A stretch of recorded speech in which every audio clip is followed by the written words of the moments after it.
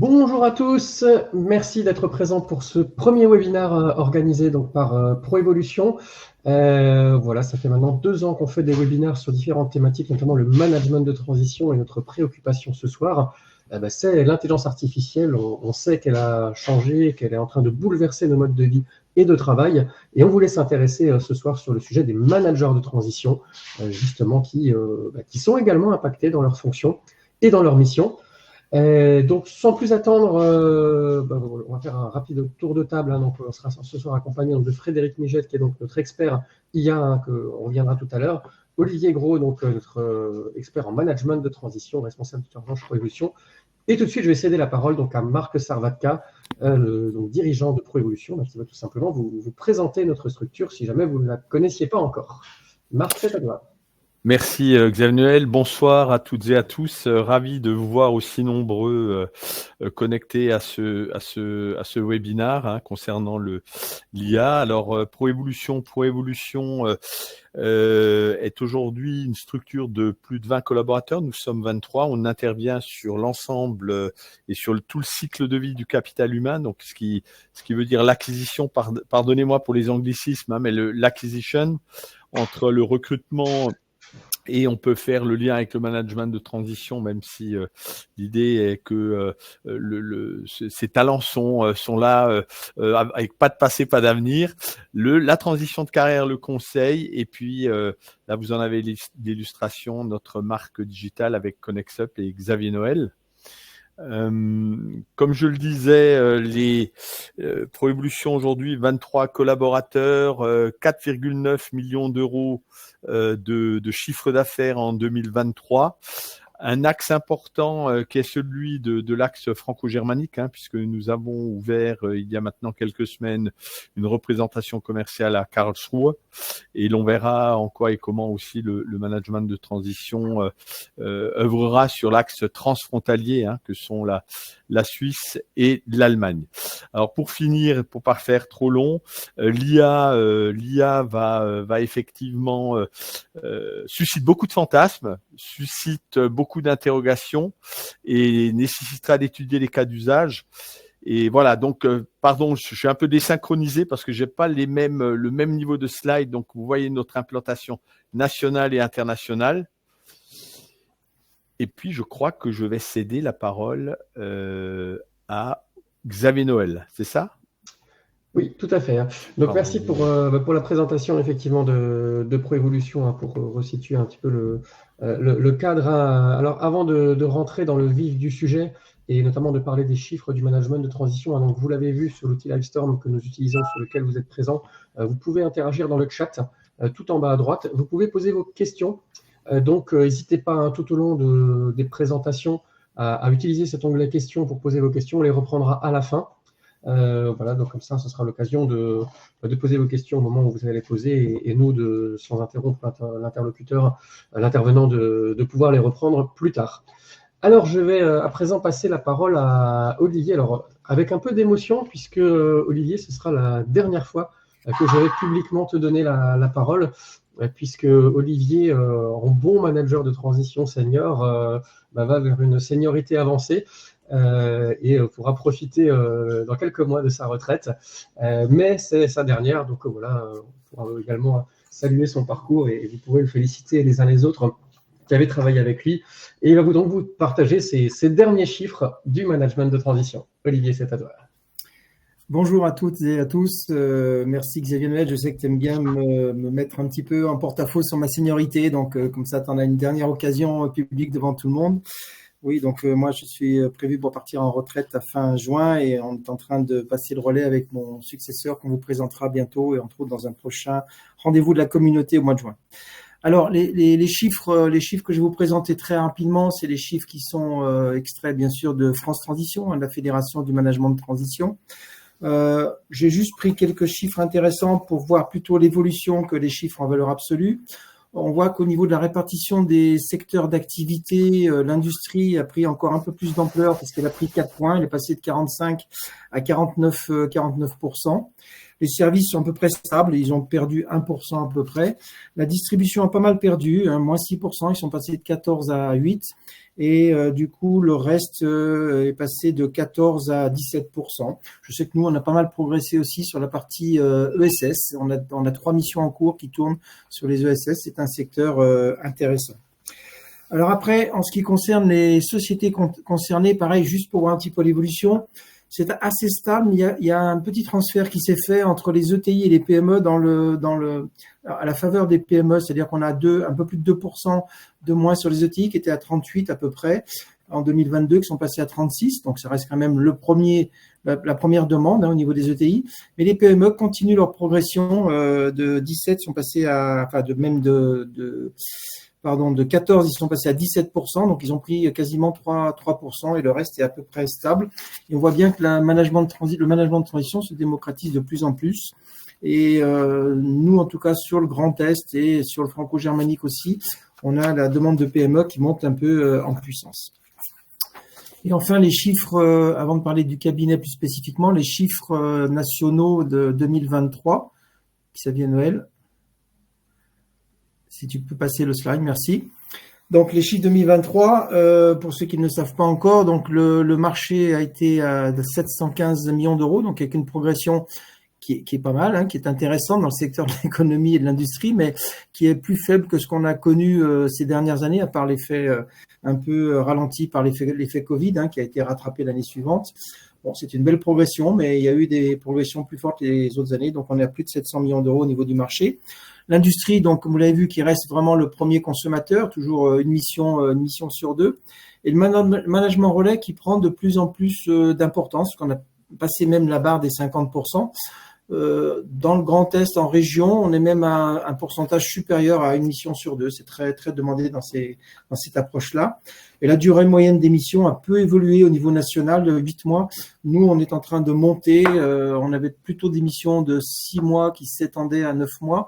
Maintenant, on arrive à avoir des missions de 9 mois, 12 mois et même une mission de 16 mois qui est en cours. Donc, on sent que ça prend beaucoup plus forme sur le secteur du Grand Est, entre autres. Alors, en ce qui concerne le cabinet, c'est intéressant, sur 2023, on a passé la barre des 2 millions d'euros de chiffre d'affaires, sachant qu'on a démarré l'activité il y a 3 ans, début 2021, quand j'ai intégré le cabinet. Donc, on est assez content de cette progression, même assez fiers, puisqu'on est déjà dans les dernières statistiques, j'ai vu que la moyenne de l'ensemble des cabinets au niveau national, c'était 1 million d'euros de chiffre d'affaires. On est déjà au double de cette moyenne après 3 ans d'existence. On est actuellement le leader sur le transfrontalier, comme vous le disait Marc tout à l'heure en quelques mots, et entre autres avec notre approche franco-germanique, on a une avancée assez forte sur ce domaine-là. Et d'ailleurs, sur la plateforme, pour votre information, on est quand même maintenant, on a passé la barre des 1500 managers inscrits et qualifiés sur notre plateforme. Pareil, on est parti de 0 il y a 3 ans en arrière. Il y a à peu près 350 managers qui parlent couramment allemand. Donc ça, c'est vraiment un plus qu'on a dans notre démarche transfrontalière. Et on a démarré depuis fin d'année dernière, début de cette année, plusieurs missions en Allemagne, entre autres sur Munich et Berlin. Voilà, merci Xavier Noël, je te repasse la main. Merci beaucoup Olivier pour ces chiffres qui permettent de remettre dans le contexte l'évolution du marché du management de transition qui, on le voit, est en pleine croissance. Mais il y a un autre marché qui est en très très grosse croissance, en croissance très fulgurante, c'est celui de l'intelligence artificielle. Et c'est un sujet qui ne laisse pas indifférent. On est pour, on est contre, en tout cas, on est tous concernés. Et les managers de transition également. Alors comment? C'est peut-être la première question que certains parmi vous qui êtes présents sont peut-être là pour cette question-là. Est-ce que je peux l'utiliser? Quel usage je peux en faire? Alors, on se posait la question nous-mêmes au sein du cabinet avec Olivier en disant, voilà, qu'est-ce que ça va changer? On avait des petites idées, mais on s'est dit, si déjà on veut aborder le sujet avec vous, c'est de faire venir des experts de l'intelligence artificielle. Et ça tombe bien puisqu'on travaille avec OCI qui, dans les nombreux métiers qu'ils font, propose justement de l'intelligence artificielle, en tout cas de quels sont les bons usages qu'on peut en faire, quelles sont ses limites également. Le but de ce soir n'est pas de juste vous dire c'est bien, il faut l'utiliser, c'est aussi d'être critique. Et donc voilà, donc je voulais les remercier, donc remercier particulièrement Frédéric Migette, qui va donc prendre la suite de cette présentation, qui va vous montrer un petit peu, vous partager tout son savoir et les différentes applications qu'on peut en faire. Frédéric, je te rends la main pour la suite des slides. Merci beaucoup. Bonsoir à tous. Merci Xavier Noël, merci Olivier, merci Marc de m'avoir invité à cette webconférence. Un sujet que j'affectionne particulier, je suis directeur de l'innovation chez OCI, donc dès qu'on parle d'un sujet innovant, on m'appelle. Mais là, on m'a appelé un petit peu trop tard, parce que l'IA, telle que je la présente là dans ce premier slide, c'est pas Hollywood.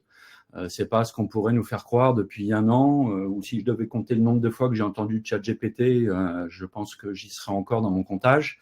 L'IA, elle existe déjà depuis très longtemps. Elle existe pour peut-être bon nombre d'entre vous dans des sociétés. On l'utilise sans forcément le savoir. Donc, je pense qu'il est nécessaire de redescendre un petit peu sur le sujet. On entend beaucoup de choses, le transhumanisme, etc. C'est de revenir peut-être au basique. Et de basique, c'est de se poser la question de qu'est-ce que c'est que l'intelligence artificielle. Donc l'intelligence artificielle, c'est un domaine de l'informatique, mais peut-être plus précisément des mathématiques. Parce qu'en 1956, des chercheurs aux États-Unis décident de se réunir et de modéliser un neurone humain sous forme de mathématiques. Ils y arrivent et ils se disent si on en a fait un, on peut faire un réseau de neurones. Et puis si on peut faire un réseau de neurones, on peut peut-être simuler un cerveau. Et puis ils y arrivent, grosso modo, alors par des formules mathématiques avancées, mais se disent comment est-ce qu'on appelle ça? C'est de l'intelligence artificielle, c'est de l'intelligence artificielle. Et ce terme, en 1956, est inventé par ces chercheurs. Et puis, on rentre dans l'ère de l'intelligence artificielle statistique, qui marche pas très bien. Et puis, quand ça marche pas très bien dans la recherche, on connaît un sacré hiver. Et l'hiver, c'est quand on coupe les fonds, et quand ça marche pas, les fonds ne sont plus alimentés. Jusqu'à 1966, où un autre chercheur commence à imaginer l'ancêtre de ChatGPT, ce qu'on appelle un chatbot. Elle s'appelle Elisa, et puis il arrive à la faire discuter avec un être humain. Alors, elle est très limitée, elle comprend pas forcément ce qu'on lui raconte, etc., mais il y a une interaction. Et là, ça fait un effet waouh. Jusqu'en 1987, on va rentrer dans l'ère de l'IA dite logique. Si ça fait ça, alors on fait ça. Si ça fait ça, si seulement ça, de la condition informatique. Ça marche très bien jusqu'à un tel point que, en 1987, un très grand joueur d'échecs mondial se confronte à une machine et il perd. Et là, c'est un premier refroidissement aussi parce que, mon Dieu, la machine prend le pas sur l'humain. En 1987, on se dit, mon Dieu, une machine bat un humain. Oui, alors ça reste un jeu d'échecs. Les conditionnels en échecs, c'est 10 puissance 53. Alors ça fait beaucoup de zéros, 53 précisément. Donc ça fait beaucoup de zéros. Mais quoi qu'il en soit, on arrive à le modéliser. Et puis là, il y a un engouement qui commence à redémarrer fin des années 90, début 2000, parce qu'on a un avènement mondial qui arrive, c'est l'arrivée d'Internet dans le grand public. Et qui dit arrivée de l'Internet dans le grand public dit commence à avoir énormément de données sur ce réseau, à tel point qu'on invente le machine learning. Machine learning, si je veux le vulgariser, c'est comment est-ce qu'on apprend à faire comprendre la parole à un ordinateur au travers de données. Ça tombe bien, de la donnée, on commence à en avoir et on en a de plus en plus. Oui, c'est toujours le même slide. Je vais en avoir plein, vous inquiétez pas, mais là, je fais un peu d'histoire. Voilà, pas de souci. Et donc, jusqu'en 95-96, le machine learning prend un pas assez important. Et puis, on invente un nouveau système qui est le deep learning. Alors là, on plonge dans la profondeur, on modélise totalement le réseau neuronal au travers des ordinateurs. Et il nous faut énormément de data. Ça tombe bien, tout le monde utilise Internet, de la data, on en a. Et le deep learning permet d'apprendre à reconnaître de l'image. Et il y a un truc que les gens adorent partager sur Internet, c'est les chats. Et donc, Google décide de faire apprendre à reconnaître un chat à l'ordinateur. Et s'ils y arrivent, ils lui donnent des centaines de millions d'images de chats récupérées sur Internet. Et ils arrivent avec une nouvelle image de chat. Ils demandent à l'ordinateur, qu'est-ce que c'est? C'est un chat. Bon, alors vous allez me dire, vos enfants, pour reconnaître un chat, il leur en faut pas 10 000, et il en faut pas 10 millions, il en faut 2. Au bout de la deuxième image, un enfant sait reconnaître un chat. Quoi qu'il en soit, on a réussi à simuler. Et puis ça s'accélère, et Comme je vous le disais en introduction, l'IA n'est pas arrivé en novembre 2022 quand on a mis ChatGPT en marche. Il est arrivé bien avant. C'était ça que je voulais vous dire, c'est-à-dire que c'est des choses qui existent déjà depuis très bien longtemps. J'ai voulu vous montrer 3 exemples concrets autour de la médecine, du service client, du management, de choses qui existent depuis un certain temps ou qui sont en train de sortir de terre après des années et des années de recherche sur lesquelles les puissances calcul actuelles nous permettent de faire ceci. 18 ans après avoir perdu l'usage de la parole, Anne parvient à s'exprimer pour la première fois grâce à un double numérique. Anything is possible. Victime d'un AVC à 30 ans, cette Américaine participe aujourd'hui à une étude inédite. À l'aide de câbles implantés dans son cerveau, l'intelligence artificielle traduit sa pensée. Les signaux enregistrés depuis son cerveau sont envoyés à un ordinateur. Et c'est là que l'intelligence artificielle les convertit en paroles via un avatar. Do not be afraid to ask me questions. Les chercheurs travaillent désormais sur un autre modèle, plus petit, pour permettre à Anne de communiquer partout. L'intelligence artificielle, un champ des possibles immense pour la médecine. En mai dernier, ce patient paraplégique de 40 ans a remarché grâce à cette technologie. Pour la première fois, un homme a pu de nouveau contrôler par la pensée le mouvement de ses jambes. Le résultat de 10 ans de recherche. Alors effectivement, domaine de prédilection de l'IA utilisé depuis des dizaines et des dizaines d'années. Ça s'accélère énormément. On l'a entendu l'année dernière, vous avez peut-être entendu, l'IA permet de détecter des cancers bien en avance. Tout ça, encore une fois, comme je vous le disais en préambule, l'assimilation de centaines de millions de données au travers le monde permet effectivement, au travers de l'imagerie médicale, de détecter ce qu'un humain, tout seul dans son bureau, n'ayant pas accès aux dizaines de millions, même s'ils ont accès à beaucoup de données, de permettre de détecter des maladies et d'être même en prédictif sur le sujet. Allez, un deuxième sujet, plutôt au niveau du service client. Je suis dans une ESN, le service, c'est notre métier. Et s'il y a bien quelque chose que nos clients détestent, c'est quand ils nous appellent et qu'ils n'aient pas de réponse.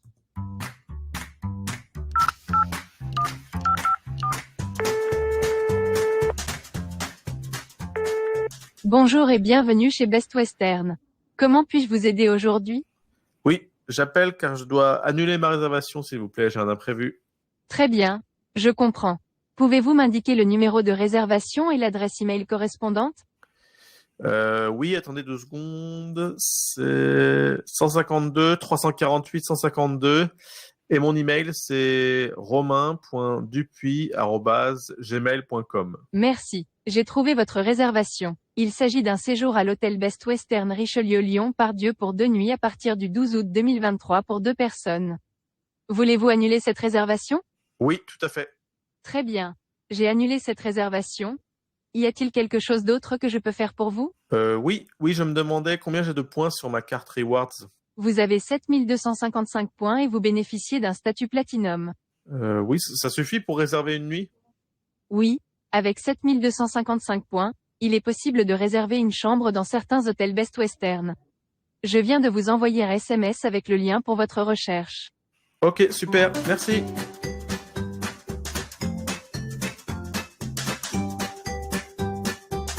Alors certains diront, ouais, la voix pas terrible, on dirait un robot, c'est pas terrible, et puis pourquoi je parle à une machine, etc. Tout ça part de statistiques qui ont été élaborées autour de grands services clients sur lesquels on parle d'un point d'orgue que effectivement il faut pas trop que ça ressemble à un humain. Ça peut être déstabilisant. Et surtout la deuxième statistique, c'est que on préfère avoir une réponse, comme je vous le disais en introduction, que pas de réponse du tout et tomber sur une file d'attente, attendre des plombes et des fois voire même être coupé. On a peut-être tous été confrontés à un, vous attendez depuis 20 minutes, puis tout d'un coup, ça raccroche. Donc ça, c'est vraiment aussi quelque chose qui fonctionne relativement bien aujourd'hui. Encore une fois, le but n'est pas de remplacer l'humain, on en reparlera tout à l'heure, mais le but est de l'accompagner et surtout d'accompagner un service client. Troisième et dernier exemple assez concret et assez flippant et assez hollywoodien, j'ai voulu le mettre. Simplement, je vous laisse découvrir. Des présentateurs humanoïdes, des compagnons de vie virtuels. En Chine, ce n'est pas de la science-fiction. Le marché de l'intelligence artificielle pèse déjà 27 milliards d'euros. Avec des hologrammes propulsés au rang de stars et même de nouveaux dirigeants. Bonjour à tous, je suis Tang Yu, patronne de l'entreprise NetDragon. C'est une première mondiale. Une intelligence artificielle nommée PDG.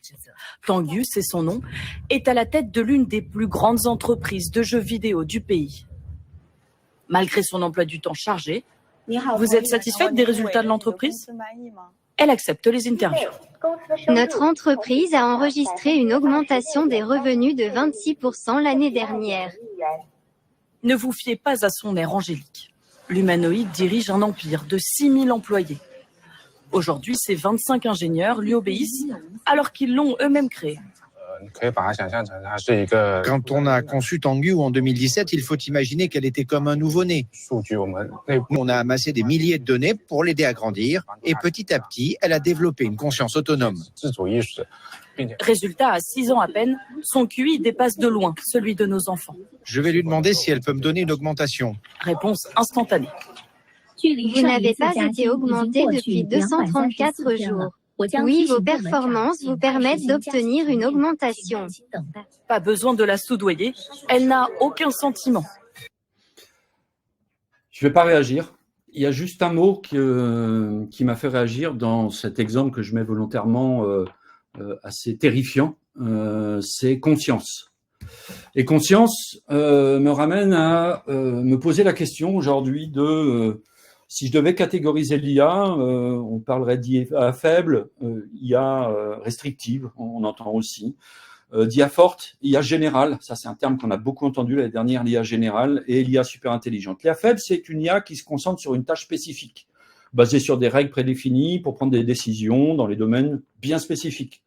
Une IA faible, on en verra tout à l'heure. Une IA forte, une IA générale, capable de raisonner comme un humain, avoir quelque part une conscience, comprendre le monde dans son ensemble, pas seulement sur une tâche spécifique. Et on parle aussi des fois d'IA super intelligente, supérieure à un humain, capacité dans les domaines et capable d'apprendre de manière autonome, conscience d'elle-même. Je vais vous poser une question, vous pouvez réagir dans le chat. À votre avis, aujourd'hui, à l'heure où on se parle, on en est où? IA faible, IA forte ou IA super? Je vais en laisser quelques-uns réagir. IA G, IA forte, IA faible, IA faible, IA faible, forte, forte, super, faible. C'est bien partagé. Et c'est normal. Quand vous avez à 20h sur TF1 un reportage qui vous dit que vous avez une IA qui a une conscience, je ne vais pas faire un débat philosophique, mais l'inné, l'acquis, ce genre de choses.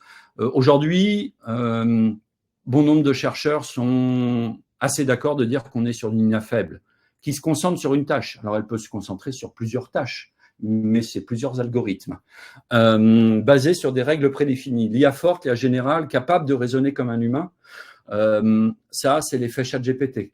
Waouh, je parle à une machine, elle me comprend. On verra tout à l'heure qu'elle ne me comprend pas. C'est qu'un algorithme qui fait de la pondération, de rapprochement de mots, etc. Elle ne comprend rien de ce que je lui dis. Et je vous montrerai des exemples concrets par rapport à ça. L'IA super intelligente, supérieure à un humain, en capacité d'apprendre tout seul, ben, je vous mets au défi de vous mettre devant ChatGPT, de ne rien taper dedans. On va voir si elle apprend tout seul ou s'il est incapable de vous répondre sans rien que vous taper dedans. Donc non, l'IA n'est pas en capacité aujourd'hui d'apprendre tout seul. Je suis pas le seul à me le dire. Si vous êtes un petit peu féru du sujet, regardez les conférences de Monsieur Julia, par exemple, inventeur de Siri. haut penseur de Renault aujourd'hui, va vous démontrer qu'on est loin de tout ça. Donc oui, aujourd'hui, on est dans l'IA faible et l'IA générative, novembre 2022, ChatGPT est arrivé.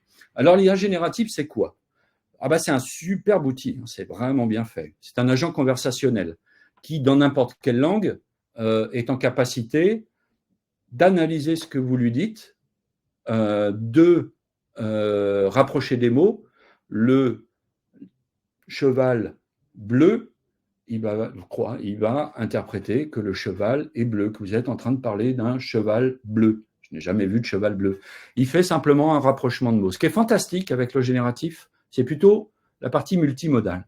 La partie multimodale, c'est que vous lui demandez quelque chose, il va vous le traduire en texte, et puis de ce texte, on va pouvoir en faire une image, et puis de cette image, on va pouvoir en faire une vidéo, de cette vidéo, on peut en faire un podcast, d'un podcast, on peut refaire un texte, et c'est comme ça sur une boucle infinie. On peut travailler avec l'IA générative sur énormément de domaines. Je vais vous donner quelques outils qui sont aujourd'hui, alors ce que je vous dis aujourd'hui, c'est peut-être plus valable demain, au vu de comment ça avance, mais aujourd'hui, effectivement, je vous parlais de ChatGPT, mais vous avez Gemini, anciennement Bard, de chez Google, vous avez Copilot, qui arrive très fort chez Microsoft, avec un petit peu de retard d'un point de vue performance, mais c'est pas mal du tout. Et puis vous avez Claude, annoncé il y a quelques semaines comme étant supérieur à GPT. Claude, c'est un produit anglais, pas disponible encore d'un point de vue international, mais visiblement, d'après les premiers tests, est assez bluffant. Qu'est-ce que ça fait? Ça génère du texte. C'est en capacité de comprendre un texte, alors comprendre, de le pondérer et d'avoir une vision, et de pouvoir vous générer un nouveau contenu. Et je dis bien générer, pas créer, générer. Vous avez la même chose au niveau de l'image, Midjourney, Copilot aussi, DALL-E dans ChatGPT qui m'a pleinement intégré, et Canva. Aujourd'hui, là, je suis en train de vous faire une présentation autour de Canva. Canva me permet de générer des icônes, de me générer des images à partir d'un petit prompt.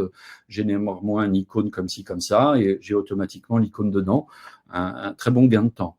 On a pour les profils de type développeur, et ça c'est quand même un des métiers sur lequel les tâches, je parle bien de tâches, pas de métier, va être bouleversé, c'est le développement.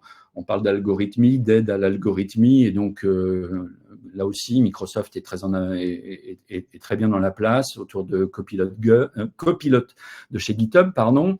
Vous avez Facebook au travers de Llama 2 qui a décidé de faire de l'open source.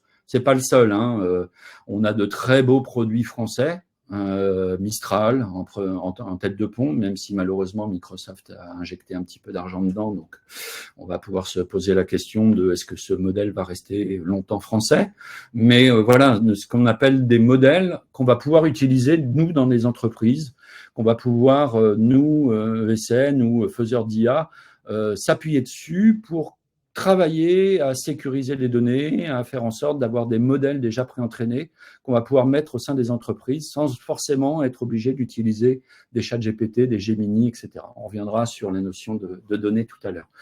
Vous avez du son aussi, la possibilité maintenant de générer de la musique, voire même des morceaux complets, voire même pour certains artistes du type Angèle l'année dernière, qui a vu sortir un morceau d'elle alors qu'elle n'avait jamais composé la musique, jamais écrit les paroles et jamais chanté cette chanson. Aujourd'hui, c'est quelque chose qui traîne sur YouTube, qui fait quelque chose comme 10 millions et quelques de vues. Donc, on est en capacité aujourd'hui de créer de la musique sans musicien. Et puis de la vidéo. J'aurais pu très bien enregistrer tout ça au travers de mon avatar avec HeyGen. HeyGen est un produit assez impressionnant qui permet à partir de 1 minute de vidéo de me faire dire n'importe quoi, n'importe quand, sans que je l'ai dit. Il y a par rapport à ça un petit exemple que je vous montrerai tout à l'heure. Alors, je ne vais pas vous montrer, mais sur lequel je vais vous parler d'une très belle arnaque qui a été faite autour de ça.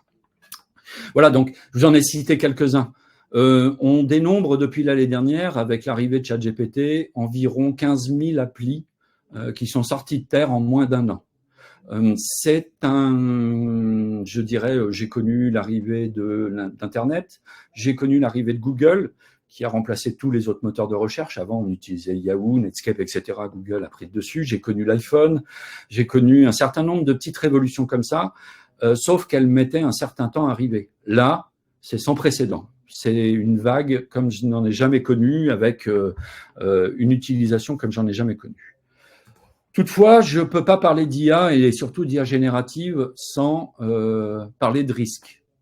Un premier risque, c'est la confidentialité.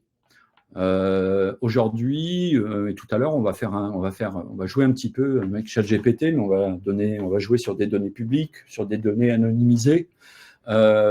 C'est aujourd'hui, si je devais faire un parallèle, d'avoir mis une Formule 1 dans les mains, pas dans les yeux, les Formule 1 dans les mains de la Terre entière, sans avoir après à conduire.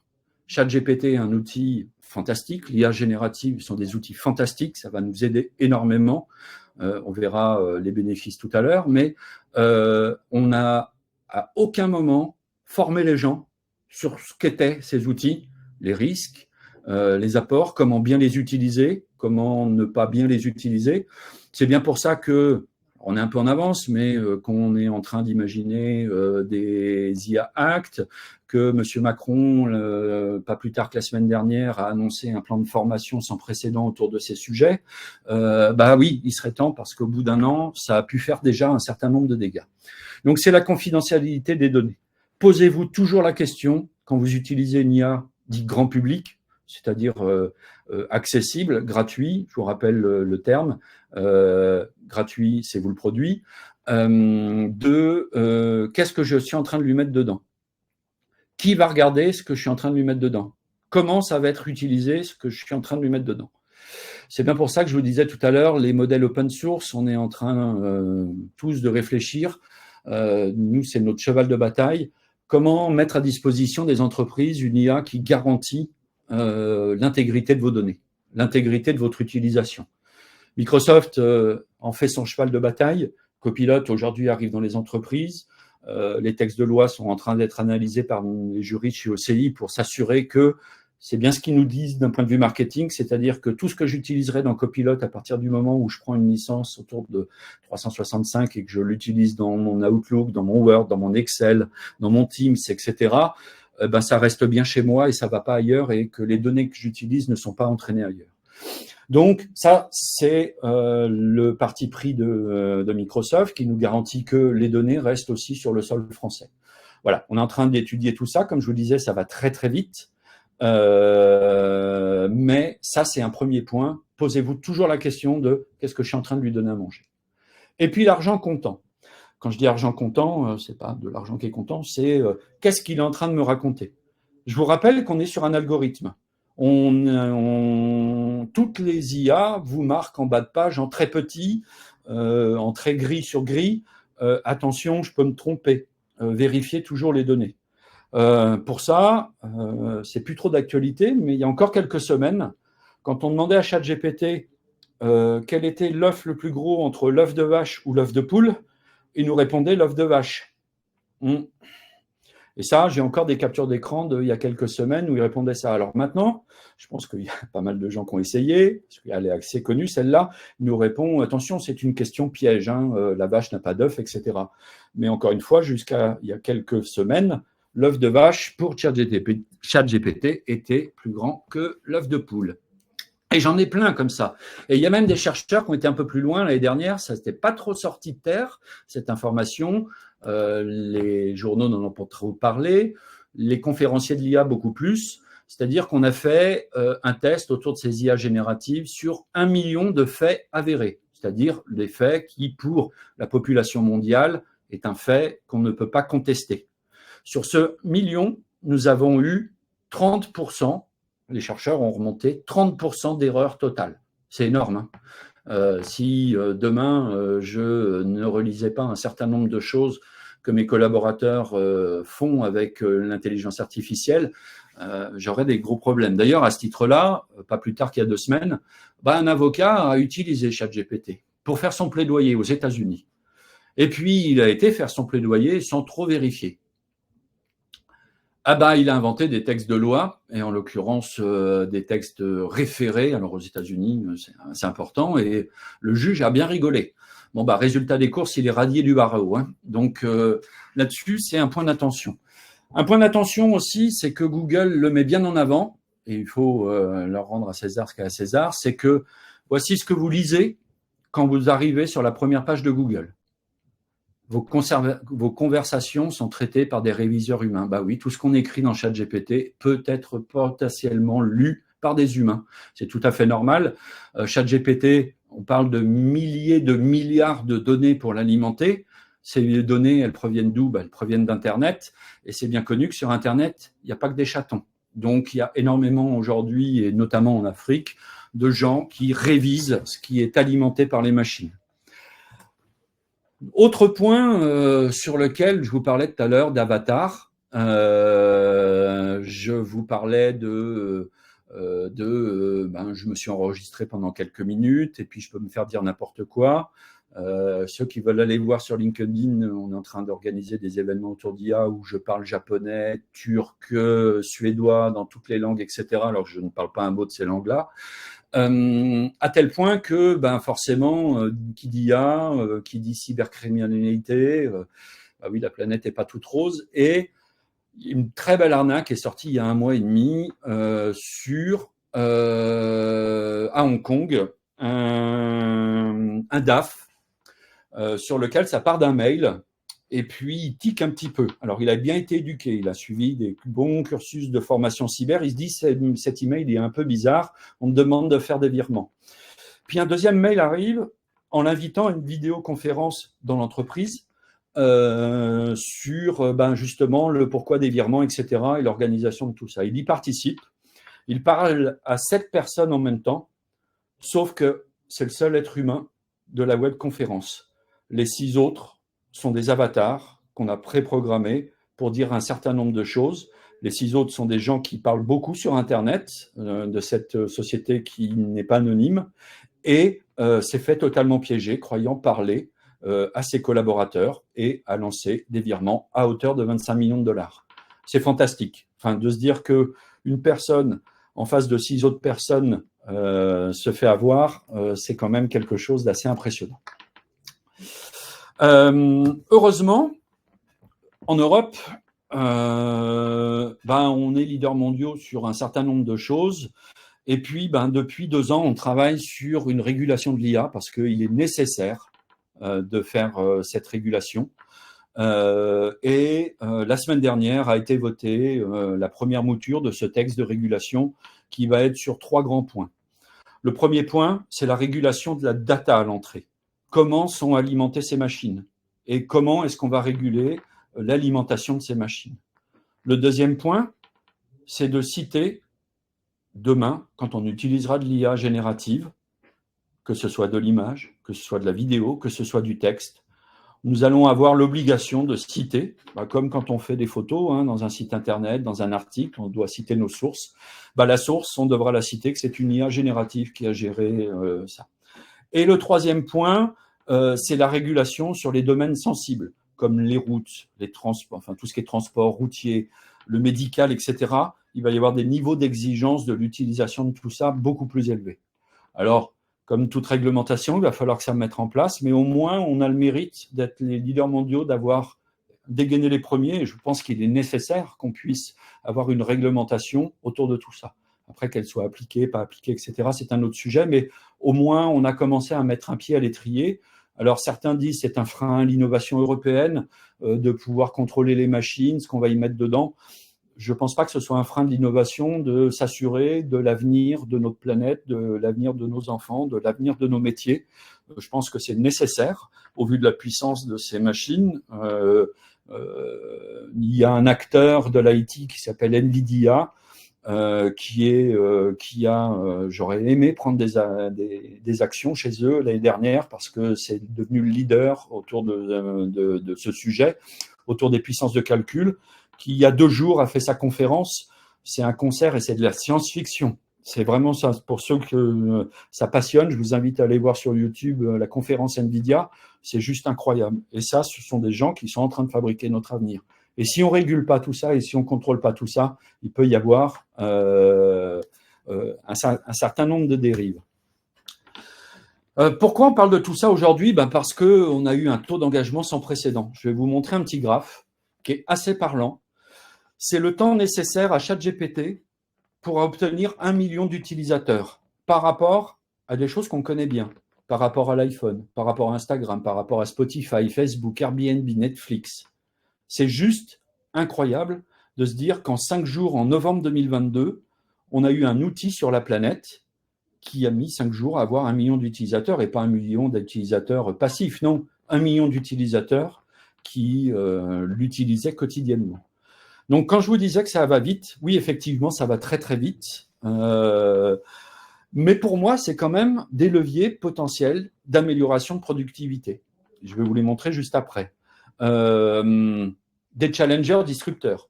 Aujourd'hui, le patron d'OpenAI, Sam Altman, si j'en avais parlé l'année dernière, personne ne connaissait. Sauf qu'aujourd'hui, il a la tête d'une entreprise qui fait des milliards et qui est en train de dicter, grosso modo, comment est-ce que l'IA grand public va être utilisée. Est-ce que c'est une évolution ou une révolution? Alors moi, j'ai l'habitude de dire que les révolutions, c'est quand on coupe des têtes. Enfin, c'est comme ça que je l'ai appris à l'histoire. Révolution, c'est quand ça change quand même aussi beaucoup les civilisations. Et je pense qu'on est effectivement plus à l'aube. Comme je vous ai dit, en un an, il s'est passé énormément de choses, mais qu'on est en train de la vivre pleinement. Et on la vit pleinement dans nos entreprises. On la vit dans les entreprises parce que bon nombre de nos collaborateurs l'utilisent, sans qu'on les régule au sein de nos entreprises, sans qu'on ait fait des chartes d'utilisation au sein de nos entreprises, sans qu'on ait sensibilisé et formé nos collaborateurs pour qu'ils aient le même niveau d'information, un petit peu ce que je suis en train de faire aujourd'hui, mais à l'échelle de nos entreprises, pour qu'on puisse décider ensemble de comment est-ce qu'on va utiliser l'intelligence artificielle, et notamment le génératif. On voit beaucoup, nous, acteurs du numérique, ce qu'on appelle le shadow IA. On a connu le shadow IT, c'est quand tout le monde ramenait ses portables, ses téléphones portables personnels, ses ordinateurs personnels dans l'entreprise et les mettait sur les réseaux d'entreprise et véhiculait des virus, etc. C'est ce qu'on appelle le shadow IT, c'est tous les équipements qu'on ne contrôle pas. Et bien là, on est en train de vivre pleinement l'IA qu'on ne contrôle pas. Bon nombre de dirigeants que je rencontre, je leur pose souvent la question de « Pensez-vous que dans l'entreprise, vos collaborateurs utilisent l'IA ?» Oh oui, peut-être, je ne sais pas trop, etc. Il devrait savoir et il devrait savoir comment et ça devrait être à lui de dire comment ses collaborateurs l'utilisent. Donc, ça va passer par de la sensibilisation. Ça va passer, je vais utiliser un mot fort, par de l'éducation. Il va falloir qu'on s'éduque autour de tout ça. Il va falloir apprendre aussi à apprendre vite parce qu'on est sur un marché qui va très, très vite et il va falloir qu'on puisse apprendre à utiliser ça correctement et sensibiliser tout le monde.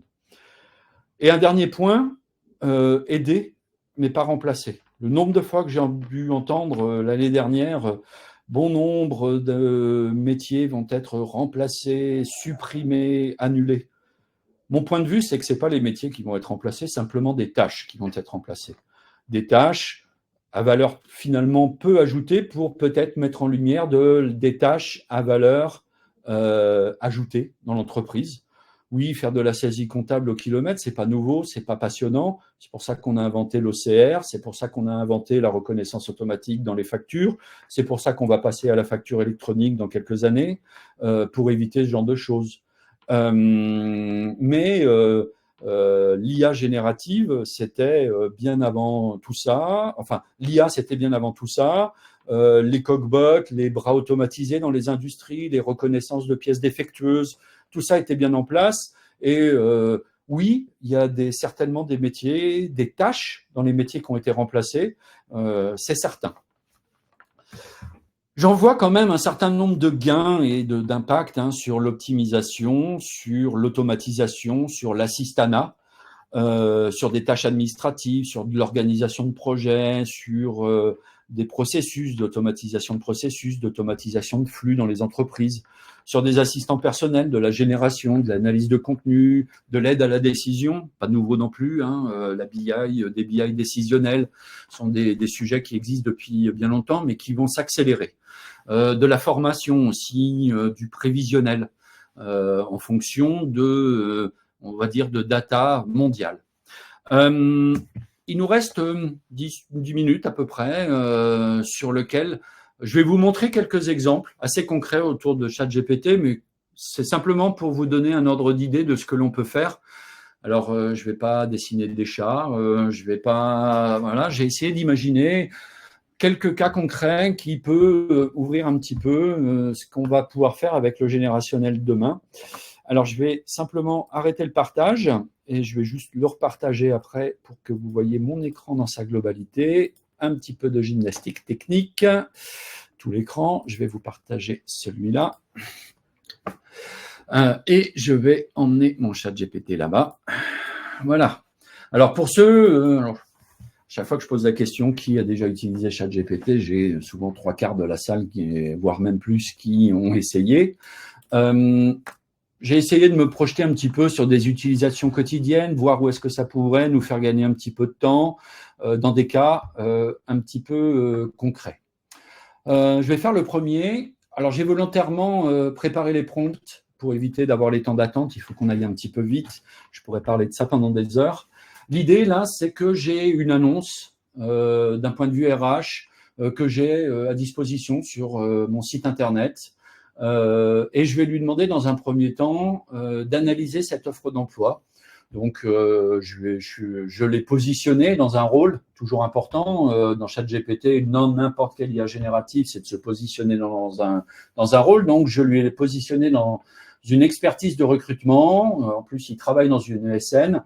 On va travailler dans cette session. Cette session, c'est là où je vais discuter avec lui sur l'annonce suivante. Je voudrais déjà, dans un premier temps, qu'il puisse prendre connaissance de l'annonce et qu'il me fasse un résumé sous une forme de tableau. Chose qu'il fait très bien. L'IA générative, pour résumer du contenu… Frédéric, excuse-moi, il faudrait zoomer un petit peu parce que c'est difficile de lire sur l'écran. Alors, je vais essayer, mais je ne suis pas sûr que ChatGPT aime beaucoup le zoom de mémoire. J'essaye. Apparemment, le zoom est bloqué chez ChatGPT. J'avais déjà essayé, donc je suis désolé pour les personnes qui ont du mal à lire. J'essaye effectivement de faire CTRL+, pomme+, etc. Mais il ne veut vraiment pas faire du zoom à partir du moment où peut-être je partage, etc. J'en suis désolé. Vous pouvez augmenter peut-être vos écrans ou ce genre de choses. Je suis désolé de la qualité. Grosso modo, il me fait un très bon résumé de mon annonce avec la catégorie, le poste, la référence, etc. L'IA générative est très bonne pour faire du résumé très ciblé. On le verra tout à l'heure, on va lui donner à manger un PDF, on va travailler autour d'un PDF, il adore ça et la qualité est très très bonne. Là où si on lui demandait de me faire des idées ou des choses un peu abstraites, il est beaucoup plus… va avoir beaucoup plus de biais. La deuxième idée, après, c'est que par rapport à ça, j'ai… je vais prendre mon PDF. J'ai 2 CV que j'ai volontairement anonymisés aussi. Rappel, sécurité, information des données. J'ai 2 CV de candidats qui m'ont été transmis autour de ce poste. Je vais donc lui donner simplement à charger les 2 PDF parce qu'on peut lui donner tout simplement des fichiers à analyser et sur lequel je vais lui demander de me faire un petit peu de l'analyse. Alors, comme tout produit américain, des fois, il se met à me parler anglais, on ne sait pas trop pourquoi, je dois le corriger. Je suis ici sur un GPT-4, marche beaucoup mieux qu'un GPT 3.5. Oui, j'ai choisi de prendre un abonnement chez GPT-4 à 20 et quelques euros par mois. C'est le prix d'un Netflix. Entre Netflix et GPT, pour mon point de vue professionnel, j'ai choisi. En sachant que ce modèle-là est disponible gratuitement sur le copilote de Microsoft, est beaucoup moins performant. Mais voilà. Donc, qu'est-ce que j'ai fait? Je lui ai demandé des points positifs et des points négatifs autour des CV. Sur lequel, sur le premier CV, il n'a pas trouvé, mais sur le deuxième, il a commencé à mettre des points positifs et points négatifs. Alors, c'est très subjectif à ce moment-là. Alors, je lui ai quand même dit qu'il m'avait répondu en anglais sur certains points et que je voulais qu'il me parle tout le temps en français. Des fois, il faut le rappeler à l'ordre. Donc, il m'a dit la même chose. Et puis, je lui ai demandé pourquoi tu ne mets pas d'informations sur le CV1. Alors, il est très poli. les IA génératives, et notamment ChatGPT, sont toujours très polis avec moi, donc j'essaye d'être toujours assez poli avec eux. J'ai vu Terminator, je sais comment ça va se terminer. Blague mise à part, il s'excuse de l'omission, et à partir du moment où vous lui dites pourquoi tu t'es trompé, pourquoi t'as pas, il va chercher plus loin. Et effectivement, il va aller chercher plus loin sur le CV1 des points positifs et négatifs. Donc, comme ces IA génératives, on peut leur demander des contraintes, c'est-à-dire de sortir des choses sous tel format ou tel format. Je lui ai demandé de me résumer les points forts entre le CV1 et le CV2, sous forme de tableau avec le critère en face. Et puis, je suis rentré dans des notions de date, savoir les durées d'expérience que j'attends dans mon annonce, etc., etc. Voilà, vous avez compris, je suis à partir d'une annonce, à partir de 2 CV, mais on peut imaginer 4, on peut imaginer 10. Il y a énormément de plateformes de toute façon autour du RH qui sont en train d'injecter l'IA autour de ces sujets, qui vont nous permettre d'analyser beaucoup plus rapidement des CV, déjà sur l'adéquation par rapport à mon offre d'emploi. Est-ce que le niveau d'expérience est attendu? Est-ce que ce genre de choses? C'est un outil, et voilà une première utilisation que j'ai utilisée dans le RH. Vous voyez, je discute énormément avec lui. C'est un assistant, donc c'est des questions-réponses. Je vais de plus en plus en profondeur. Mon annonce a des exigences, voilà les exigences requises sur les CV1, CV2, etc., etc. Donc là, c'est l'idée de j'ai du contenu, j'ai une annonce et je travaille au niveau du RH. Comme je vous le dis, là, je le fais dans ChatGPT. Demain, ce sera pleinement intégré dans les outils. Ça va être utile aussi sur de l'analyse documentaire. Si je reprends mon PDF, j'ai ici un texte de la réforme des retraites 2023. Ne tapez pas, j'y suis pour rien. J'ai un texte de loi qui est sous forme de PDF avec de la donnée dans tous les sens, sur lequel j'aimerais travailler autour de ce fichier. Tout comme un CV tout à l'heure, je lui ai demandé de me résumer déjà le texte. Il s'en sort très très bien. C'est la véracité est très bonne. Et puis sur lequel je lui ai demandé, là aussi, d'avoir quelque chose de peut-être un peu plus visuel sur les scénarios en fonction des âges de départ et de me donner un tableau qui me résume grosso modo les 4 pages du PDF sous forme de tableau. Il est très fort aussi, et l'IA générative va être très forte également sur tout ce qui est analyse et analyse de chiffres. Imaginons, je vais vous le mettre à l'écran, que j'ai ce type de fichier Excel. Alors là, c'est un fichier de commande. Encore une fois, anonymisé. Je n'ai pas de nom de client.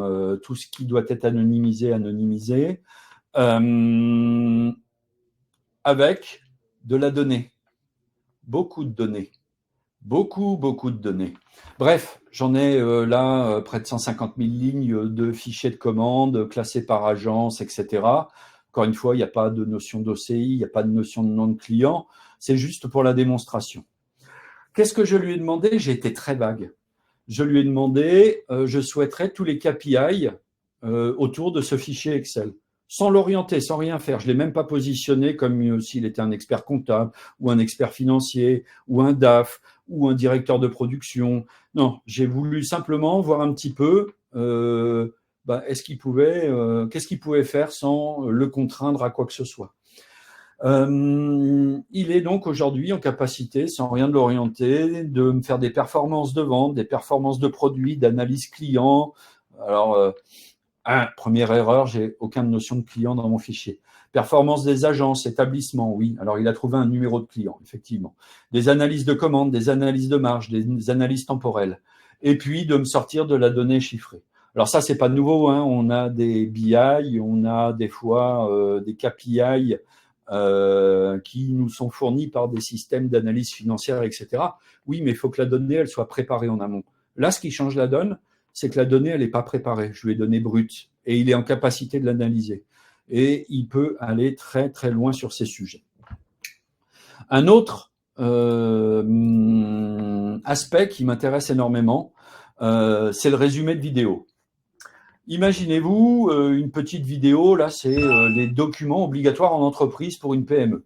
C'est une vidéo qui est sur YouTube, qui est là. Hein, voilà, c'est quelqu'un qui va m'expliquer, c'est la société QHSE qui va m'expliquer les documents d'entreprise. OK.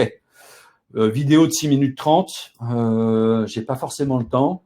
Vous allez pouvoir, avec ce type d'outils, et notamment avec des compléments, ChatGPT maintenant incorpore une marketplace comme on peut les connaître dans nos devices iOS, Android, de multitudes de choses qui viennent enrichir ChatGPT. Je reviens sur ma vidéo et dans cette vidéo, je lui demande de me la résumer. Donc, il me la résume très bien, les documents SST, obligations légales, effets psychologiques, économiques, enfin, il me liste l'ensemble des documents. Il va même plus loin, hein, il va me sortir automatiquement des insights chiffrés autour de la vidéo. Il va même me poser des questions exploratoires autour de la vidéo pour aller plus loin. Alors, je vous le montre sur une vidéo de 6 minutes 30.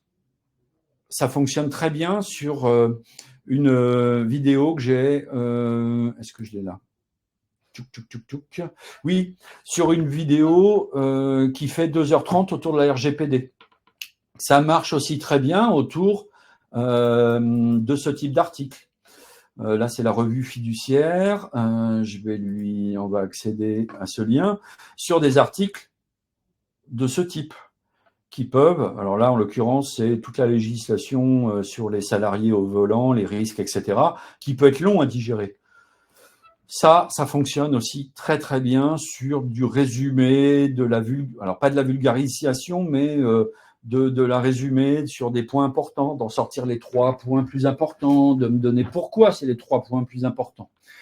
Ça fonctionne aussi très bien, comme je vous le disais, dans une rôle de formation. Là, qu'est-ce que j'ai fait? Je me suis mis en fonction formateur RGPD. Et je lui ai demandé de me préparer un programme de coach sur 5 jours à hauteur de 30 minutes sur ce sujet, avec un planning précis, sous forme de tableau. Je souhaite que cette formation soit basée sur cette vidéo. Je vous la montre rapidement. Quand je dis je vous la montre, la publicité, si c'est gratuit, c'est moi le produit. Vidéo de 2h14 autour de Racine Avocat sur la conformité de la formation RGPD. 2h30 de vidéo, j'ai pas vraiment le temps, donc je me suis parti de cette vidéo pour pouvoir construire tout un programme de formation. Alors, dans un premier temps, il me résume la vidéo, pareil, il me donne des insights, il me demande s'il y a des questions, mais il passe à ce que je lui ai demandé, c'est-à-dire un programme de formation autour de la RGPD sur 5 jours. J'aurais pu lui dire 10, j'aurais pu lui dire 20, j'aurais pu lui donner des durées différentes, il me l'aurait segmenté en autant de sujets, du temps que j'ai à consacrer à ce sujet. Et là, je vais lui dire, je suis le premier jour, et puis on y va. Et puis, j'aimerais avoir tout le contenu nécessaire à mon apprentissage. Tu peux même me faire un exercice de ma compréhension sous forme de 5 questions. Et puis, c'est parti. Il me donne le contenu du premier jour sur les questions. Et puis, je me suis dit, ouais, c'est bien, c'est un peu light. Je lui ai demandé, donc, donne-moi les timers de la vidéo sur les sujets qui sont abordés pour que je puisse me préparer. Et il l'a fait. Voilà. Et à la fin, je lui ai même demandé de me faire une image autour de la formation. Et il a bien compris que cette formation était autour du GDPR, en anglais, RGPD. Il est 17h59, je vais m'arrêter là. Fonctionne très bien autour de la rédaction d'appels d'offres, à partir du moment où il est public, je le répète.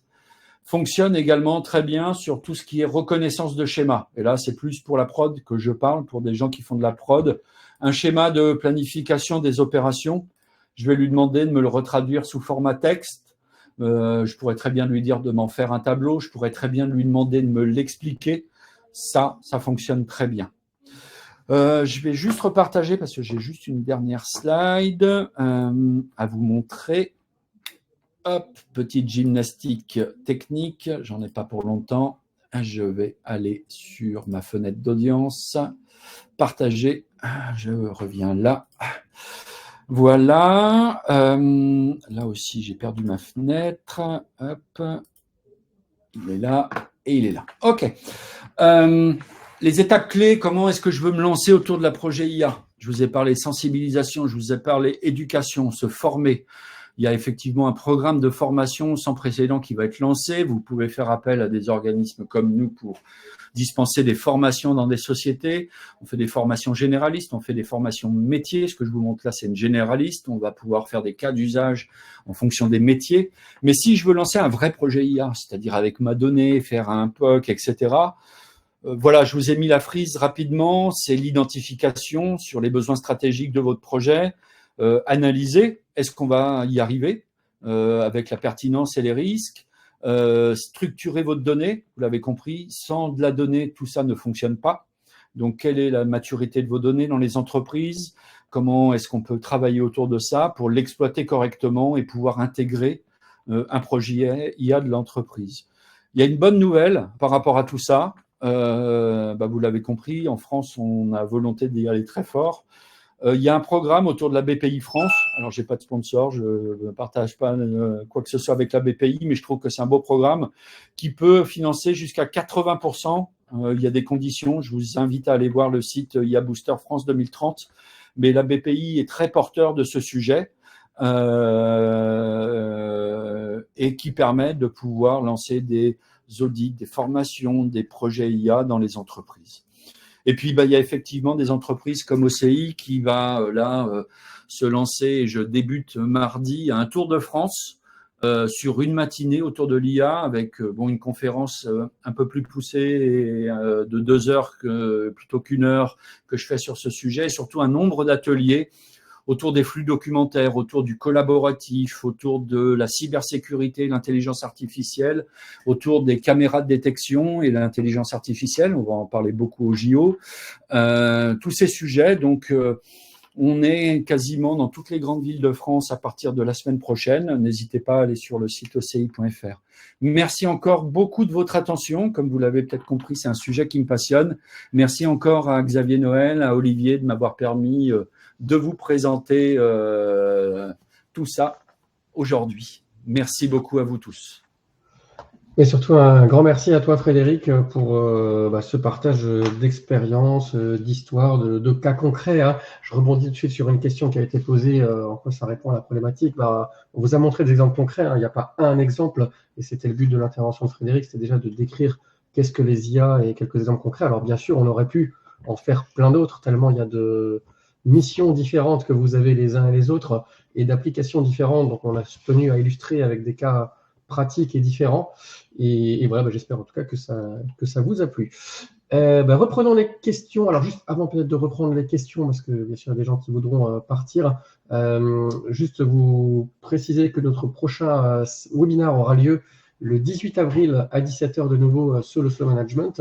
Et pour les managers de transition, donc là on s'adresse à notre communauté de managers. Donc si vous êtes manager de transition chez Proevolution ou même juste un manager suivi par Proevolution, vous avez accès à un contenu on va dire premium, qui aura lieu donc le 11 juin à 17h. Voilà, c'était le dernier instant promo, et on va donc switcher sur les questions-réponses, il y en avait plusieurs. Alors, il y en a une qui était un peu plus promotionnelle sur comment organiser la formation sur l'IA. Tu as un peu répondu, Frédéric. Est-ce que tu veux compléter sur cette question? Peut-être un contact, celui de Rémi Oui, alors, un contact, je n'ai pas forcément tout de suite à vous donner un numéro de téléphone, etc. Alors, je prêchais par ma paroisse, oui, on va dispenser ce type-là, mais à l'échelle nationale, comme je vous le disais, M. Macron a annoncé un programme sans précédent. Microsoft a aussi annoncé un programme sans précédent autour de ces sujets-là. Donc, renseignez-vous. Je suis pas là pour promouvoir un tel ou un tel. Je suis là pour surtout dire qu'il faut se former et s'éduquer sur ce sujet, ça c'est certain. Donc ne pas hésiter, si vous voulez faire appel à nos services, passez par notre site internet, le LinkedIn d'OCI, toute la machinerie marketing et commerciale chez nous est assez bien rodée pour vous répondre et vous accompagner. Et Frédéric, il y a eu plusieurs fois des questions sur le temps de réponse de ChatGPT et sur la crédibilité des réponses qui sont formulées. Comment est-ce qu'on peut se fier aux réponses ou pas? Voilà. Alors, les temps de réponse sur la version payante en GPT-4 sont bluffants. J'attends pas. Et vous avez vu, hein, il y a des pavés quand même assez importants dans les réponses. C'est pas plus de 20-30 secondes de réponse. Alors, il peut y avoir des moments où ça bloque un peu plus en fonction des heures de la journée. 14 heures n'est pas du tout la bonne période pour pouvoir parler à l'IA, surtout une IA américaine, parce que les États-Unis se réveillent. Mais des temps de réponse assez bluffants par rapport à des copilotes, qui peut être assez déceptif. Je vous invite aussi, ceux qui sont assez bluffants, c'est ceux de Google, ceux de Gemini. Donc, on va de plus en plus, comme je le disais dans la presse, on va avoir de plus en plus de puissance de calcul dans les années à venir, et tout ça va tendre vers l'instantanéité. La véracité, contrôler l'information. On reste les maîtres à bord. Comme je vous le disais, je vous l'ai montré volontairement pour faire tiquer, mais à 20h, quand on entend conscience dans un robot qui pilote une entreprise, alors certes en Chine, ils sont prêts à accepter beaucoup de choses, visiblement. Quoi qu'il en soit, c'est quand même nous qui donnons à manger à la machine, c'est nous qui contrôlons ce qu'on a besoin et on doit contrôler. Mais comme on le fait avec n'importe quel assistant ou avec n'importe quel collaborateur, c'est s'assurer que ce qu'on nous donne est juste. Comme on le faisait avec Google, comme on le faisait avec des encyclopédies. Le risque là, c'est que, surtout ChatGPT, il vous répond avec un aplomb comme si c'était la vérité absolue. Mais oui, mais bien sûr, mais tout à fait, etc. Non, je vous répète, c'est un programme informatique qui assemble une pondérance mathématique entre les mots. Donc, revérifiez toujours. Par contre, quand on va contrôler avec des textes, avec un contrôle autour d'un fichier, etc., ce que j'ai pu constater, c'est que c'est relativement juste. Je ne l'ai pas vu raconter que l'œuf de poule était plus petit que l'œuf de vache. Donc, voilà, toujours contrôlé. Hein. Et oui, donc au passage, tu as répondu à la question comment on vérifie que c'est correct. J'ai envie de dire, voilà, tu as répondu. Il reste le contrôle humain, j'ai envie de dire. Le contrôle humain. On va avoir de toute façon de plus en plus confiance aux machines. Ça, c'est certain. Pour l'instant, moi, je reste méfiant et je contrôle toujours tout. Je vais prendre un cas très précis. De l'IA, on l'utilise dans de la reconnaissance de factures ou de la reconnaissance dans des jets, dans des flux documentaires. On préconise toujours un contrôle humain de ce qui est ossérisé et du rapprochement des factures que ça peut avoir, ce qu'il a détecté les bons montants, etc. Et on continue de faire de l'apprentissage. Alors, on est de plus en plus performant et on gagne de plus en plus de temps et les contrôles sont de plus en plus rapides. Mais quoi qu'il en soit, la donnée d'une facture qui est reprise dans un outil dit de type GED, qui en a la responsabilité ? Est-ce que c'est la machine ou est-ce que c'est vous ? Ça reste nous, enfin vous, nous. C'est quand même nous qui sommes responsables légalement des informations qui rentrent dans nos ERP, etc.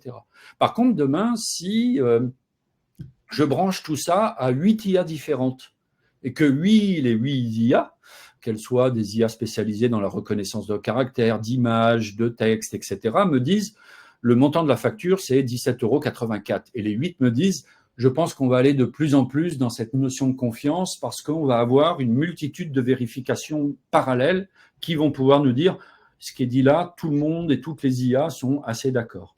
Je ne vais pas rentrer après dans le schéma de pensée unique des IA. Si toutes les IA appartiennent à un même pays, si toutes les IA appartiennent à une même société, je peux encore me poser beaucoup de questions. Donc oui à la diversité des IA, oui à la diversité des modèles français, oui à la diversité de la donnée. Voilà, on se doit, à l'échelle européenne, puis à l'échelle française, de se doter d'IA françaises, ne serait-ce que pour un point de vue culture. On ne parle pas d'un point de vue culturel aux États-Unis comme on parle en anglais, comme on parle en France. Quand je vois les aberrations qu'un copilote dans mon Outlook veut que j'écrive dans un mail, non, je ne suis pas un service client américain qui dit des phrases, qui dit des mots polis, etc., dans tous les 3 mots à l'américaine. Et ça se ressent fortement. Donc voilà, pour dire, pour être sûr, il va falloir contrôler dans un premier temps et agréger plusieurs IA, ce qui va arriver, etc. On va tendre vers ça. Ok, la prochaine question. Regardez la vidéo de 2 heures, ou, parce que c'est ce que je vois dans les commentaires, ou céder du timer. Rappelez-vous, je lui ai demandé sur chacun des choses de formation que je veux, va me donner les 17 secondes ou la minute ou les 3 minutes qui m'intéressent. Et je vais aller contrôler et écouter la vidéo seulement sur ces 3 minutes qui m'intéressent, pas les 2 heures. La prochaine question, je vais la prendre parce qu'elle est un peu orientée recrutement. C'est la question de Bernard qui demandait les ATS sont des outils qui analysent les CV, n'est-ce pas? Alors, les ATS, précisément, c'est des Applicant Tracking System, en gros des outils de suivi des candidatures, ce qu'on peut faire un parallèle d'un CRM, mais pour les candidats et pas pour les clients. Et en l'occurrence, donc, ces outils, aujourd'hui, de plus en plus, intègrent des IA. Et pour l'avoir testé à notre niveau chez Proevolution, on peut, si on le souhaite, effectivement faire un premier tri de CV sur la base de l'IA. Donc, dans les grandes lignes, qu'est-ce que ça va faire? Ça va dire votre fiche de poste, c'est ça, voilà, je cherche un contrôleur de gestion, tant d'années d'expérience, dans telle région, voilà. Et puis de l'autre côté, ça va scanner tous les CV des candidats qui ont pu postuler. Et donc, ça va faire le meilleur matching pour dire, a priori, le meilleur, c'est lui, d'un point de vue purement donné et purement déclaratif. Donc, ça peut aider à faire un tri. Alors, bien sûr, on est méfiant parce que parfois, les CV ne mettent pas en avant toujours les bonnes compétences. Alors, ça amène aussi comme un questionnement. Ça, je le dis dans les accompagnements digitaux que je fais aux candidats. C'est aussi de se mettre parfois à la place de la machine. Et si dans votre CV, il n'y a pas les mots-clés des postes sur lesquels vous aspirez, vous risquez tout simplement de vous faire recaler par une IA. Voilà. Après, on peut espérer qu'il y a encore, comme on parlait, du contrôle humain qui est capable de détecter les synonymes, qui est capable de lire entre les lignes. Mais voilà, méfiez-vous et ça fait partie, notamment chez des missions orientées RH, des enjeux pour vous. Voilà. Est-ce qu'il y avait encore des questions? Oui, il y avait... Par fonction des entreprises, existe-t-il un document qui récapitule tous les apports possibles de l'implémentation de l'IA?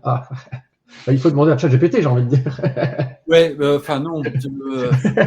Tous les apports, je vais avoir une réponse, alors peut-être un peu de Normand là-dessus, mais je pense que déjà, beaucoup d'apports, c'est nos collaborateurs qui vont nous les donner.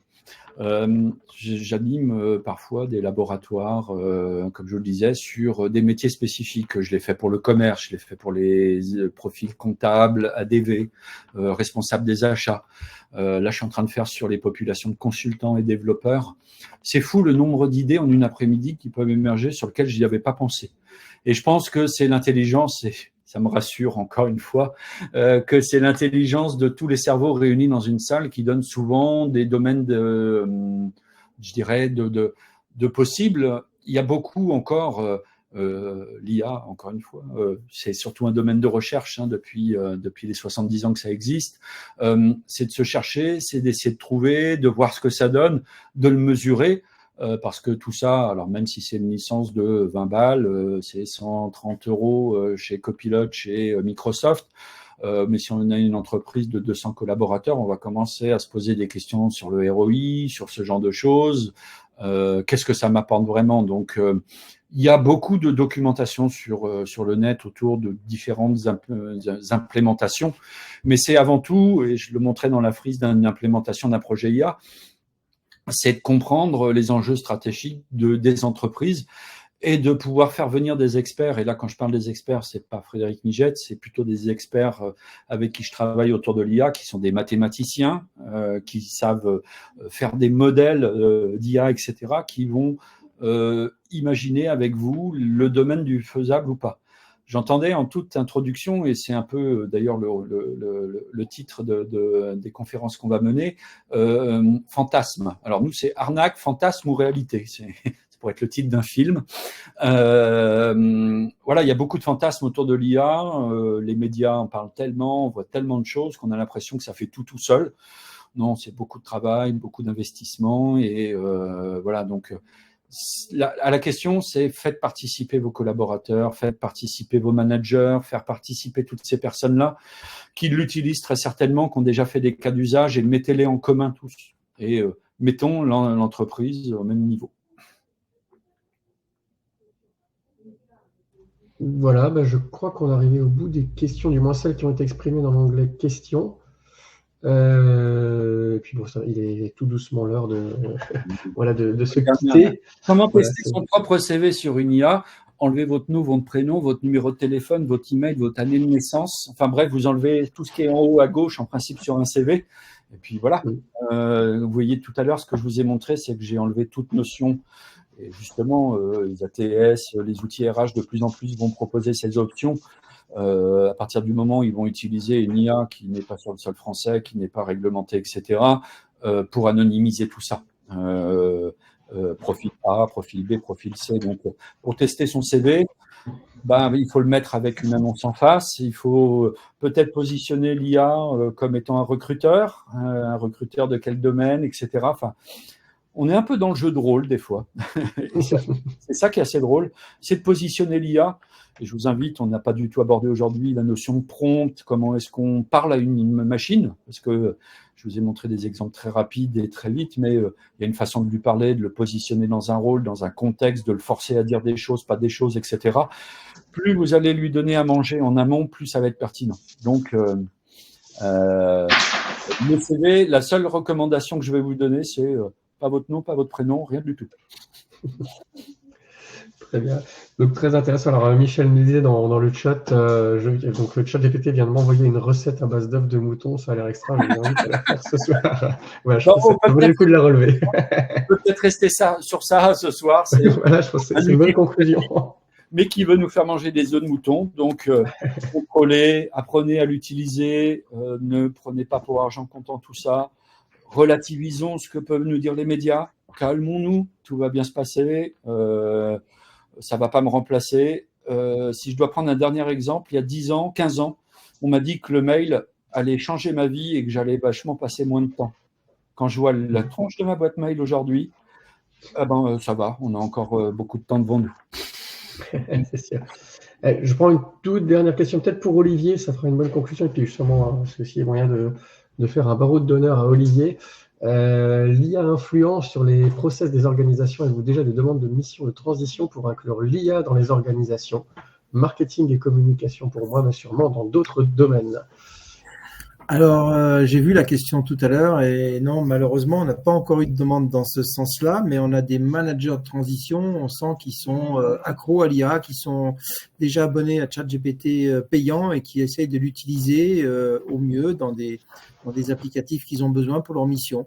Mais on n'a pas de demande spécifique de clients dans ce sens-là aujourd'hui. On a plutôt des managers qui sont pris au jeu de l'IA, qui s'y intéressent profondément et qui commencent à utiliser des outils pour les aider dans leur déroulé de mission.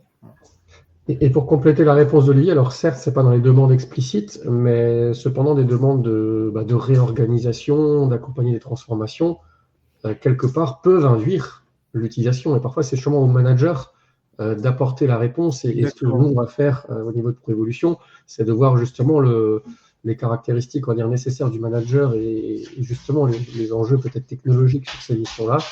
Donc, ça ne veut pas dire que c'est pas parce que c'est pas demandé qu'on va bien sûr pas le prendre en compte quand on va proposer les profils à nos clients. Voilà, merci à tous. Un grand merci encore à Frédéric et l'équipe d'OCI derrière qui a aidé. Je fais un petit clin d'œil à Rémi, je pense qu'il est encore là. N'hésitez pas bien sûr à les consulter pour vos projets IT en général. Moi, je voulais quand même faire une dernière petite conclusion sur un au revoir et un merci à Olivier publiquement. Bien sûr, il est encore là quelques mois, vous pouvez encore échanger avec lui. Mais c'est le dernier webinaire, donc si vous voulez, en tant que manager présent ou personne qui travaille avec lui, lui envoyer vos remerciements et bon départ, c'est le moment, vous lui enverrez sinon par mail ou par LinkedIn, il sera toujours actif. En tout cas, moi je tenais à tous vous remercier pour votre participation. On a battu un record, je crois, ce soir. Et on vous donne rendez-vous donc le 21 avril. Ah oui, non. Oui. Non, ça c'est le rendez-vous de la communauté ou effectivement le 11 juin pour le rendez-vous de la communauté. Le replay sera accessible via le même lien sur lequel vous êtes actuellement connecté et on fera comme d'habitude un petit article prochainement. Merci à tous, très bonne soirée. Merci, à bientôt.